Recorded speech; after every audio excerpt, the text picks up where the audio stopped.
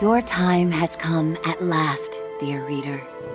While we began this tale long ago, we hope it is yours to finish. But this story is not yours alone.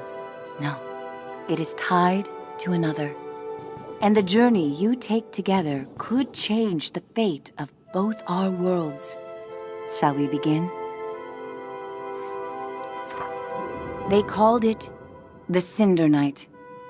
What came from those dark, starless skies would change the world of Moss forever. The peace that had settled across the land was broken by an unconquerable nightmare. And that night, the animals nearly met their end.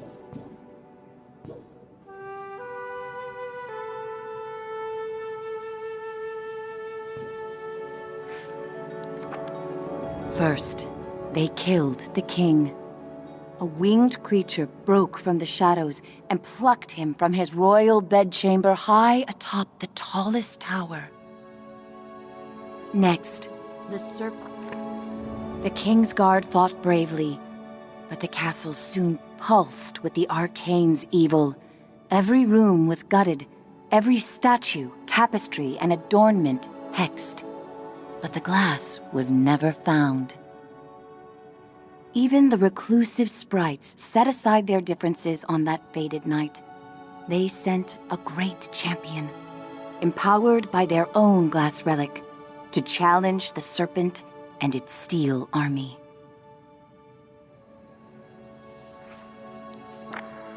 Meanwhile, Sir Argus, commander of the King's Guard, led the survivors west through a temple long abandoned by their ancestors and far away from their newly risen enemies. It was an arduous escape. Finally, after passage beneath the impassable mire, they found refuge in a clearing hidden safely in the trees.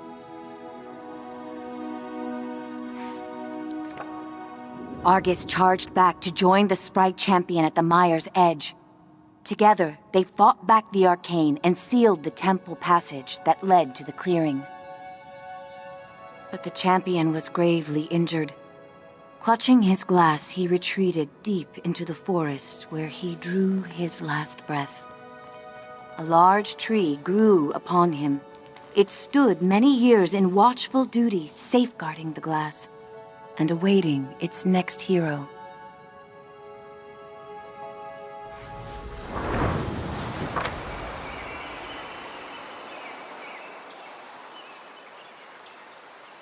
That hero, albeit an unlikely one, did arrive at a time she'd be needed most.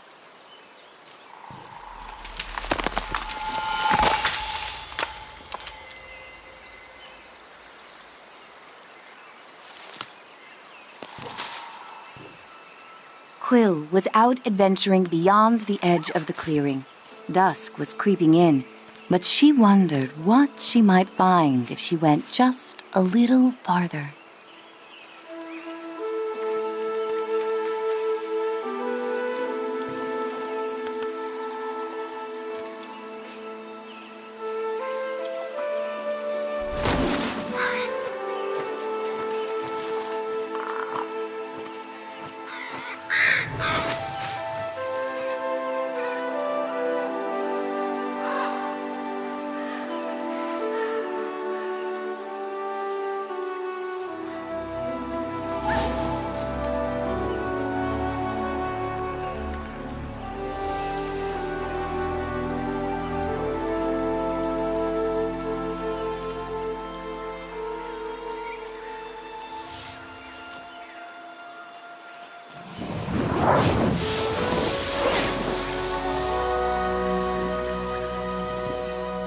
She was not exactly sure what she roused, but she felt no danger from the being silently peering down at her.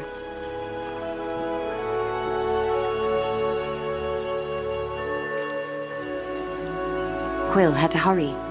The village gates would soon close, and night would follow.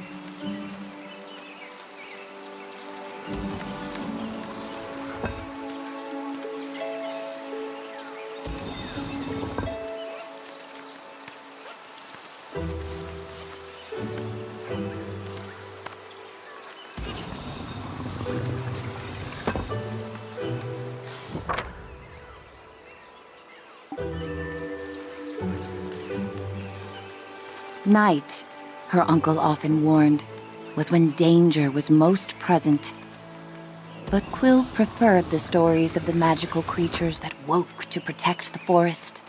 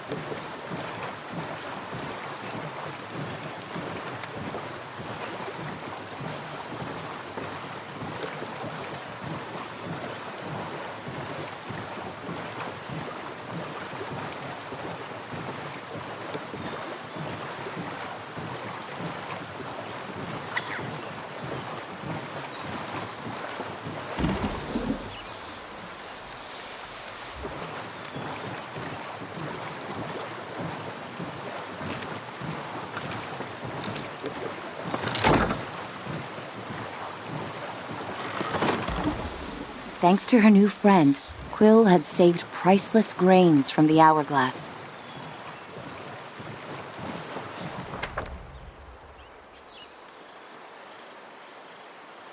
She raced to the door of the cottage she shared with her uncle, hoping once he saw her discovery, he'd lose himself in tales of its legend.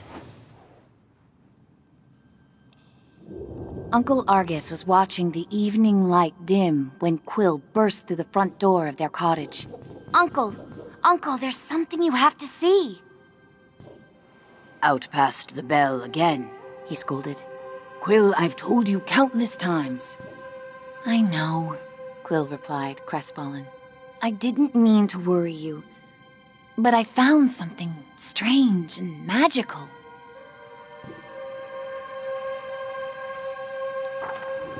Quill's hands trembled as she showed him the glass. What is it? She asked. A look of panic spilled over her uncle's stoic exterior. Where did you find this? Roared Uncle Argus.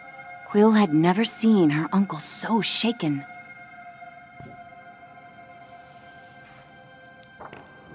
Just west of the clearing, she explained. And as soon as I picked it up, something started helping me. Uncle Argus followed her motion. A reader? With you, here, right now? Quill, what you found is very powerful and very dangerous, he said with great concern. If I could take this burden from you, I would. But this reader has chosen.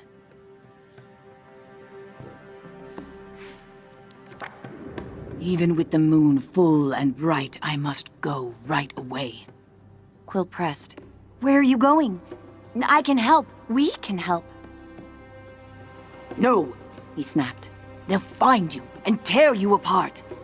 I have to go alone.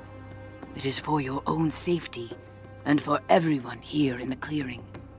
His long, heartfelt hug told her he was heading for danger.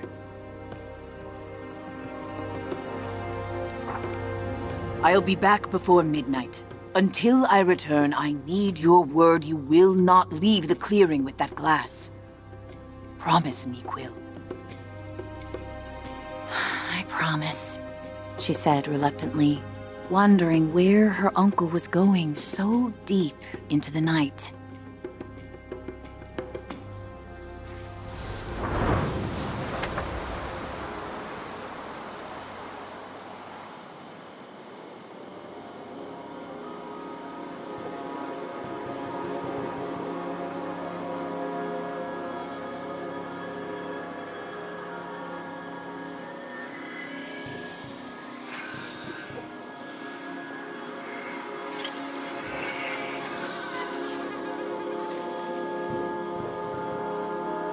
Hey, kid! Kid! Wake up! Hey, kid, over here! I know where your uncle went. I can show you. You're twofold now, very important. Bring that glass, and your sidekick too. We're going to need them. Quill called out, Hey! Starthing, wait! Quill had never met a Starthing. In campfire stories, they often meddled in the lives of mortals. And when they appeared, mischief followed. Passage through the eastern gate was strictly forbidden. But despite her promise, Quill knew in her heart that Uncle Argus needed her.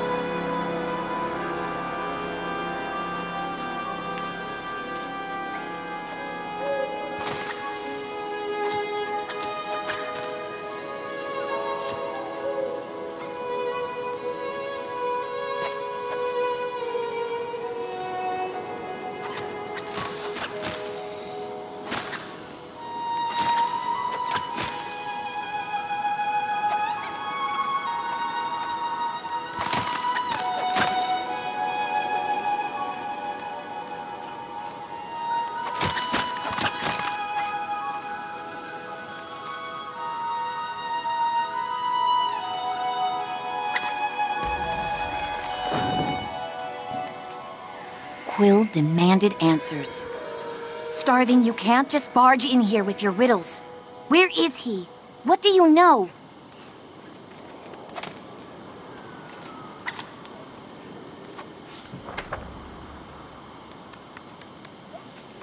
The trouble your uncle's heading for is the kind only you and that silent giant up there can get him out of.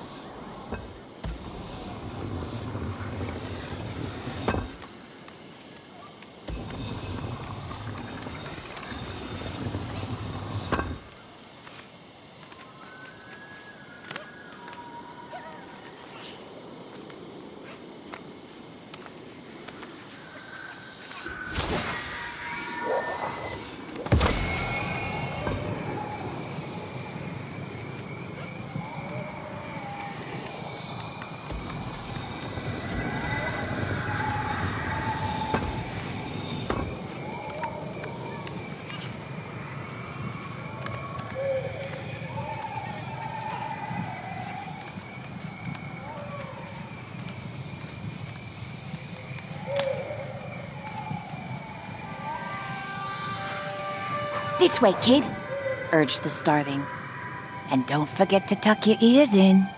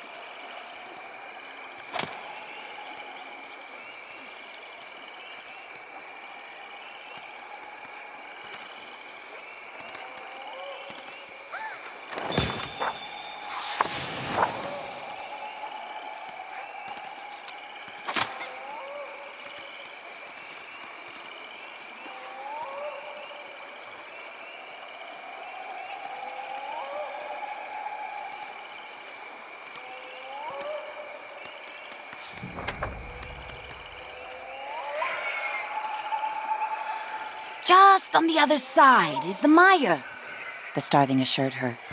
There's a good chance your uncle's still there.